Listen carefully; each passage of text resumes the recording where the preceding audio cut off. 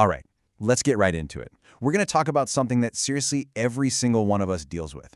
It's this weird kind of backward way we all try to find happiness and why it so often backfires.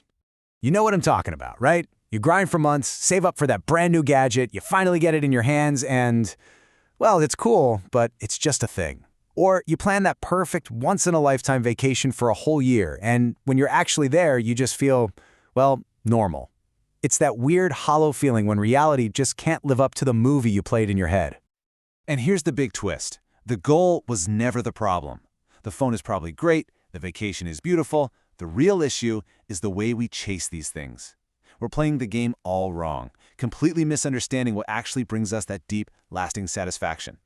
So this leads us to our first big idea, and it's a huge one, the pleasure trap. See, we think we're chasing an object or an event, but we're not.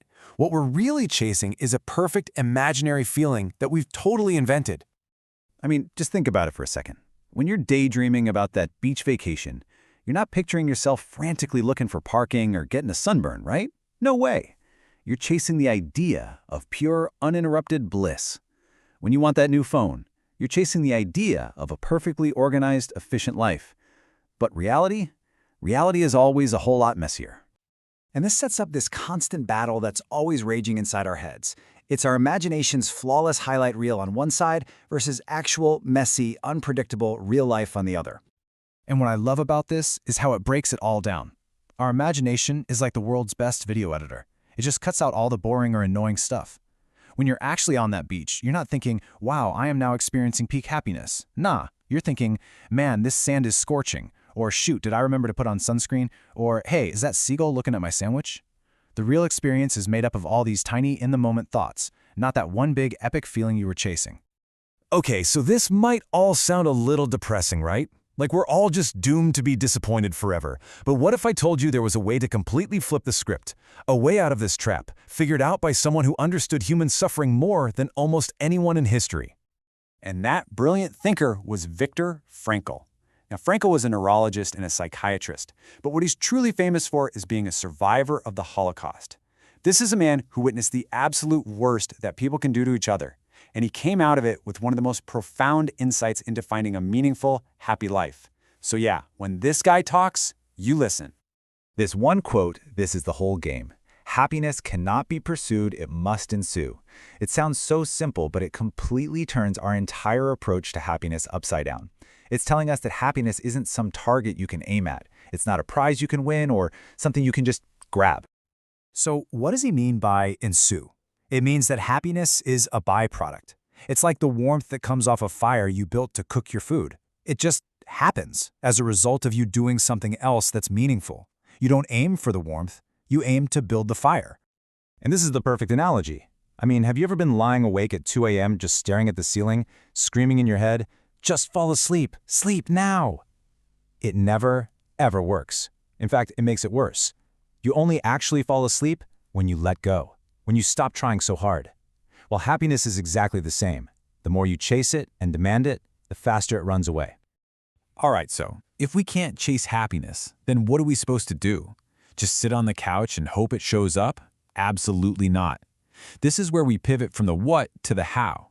This is the new game plan for actually building a life filled with satisfaction. Here it is. This is the secret. You don't pursue the feeling of happiness itself. You pursue a desire. A desire is your engine. It's the skill you want to learn, the project you want to build, the person you want to become. That is something you can actively, tangibly work on. So let's run through this new game plan. Let's say your desire is to become a great chef. Okay, step 1, you've got your desire. Now step 2 is where the magic really happens. You just engage in the action. You sign up for a class. You practice your knife skills. You burn the garlic a few times. You're not thinking, am I happy yet? Am I happy yet? You're just cooking. Step 3 is so important. You welcome the unexpected.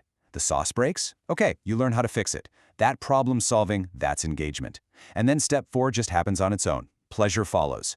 The joy doesn't come from some big moment where you're crowned great chef. It comes from that little moment you finally perfect the sauce. That pleasure ensued from the action.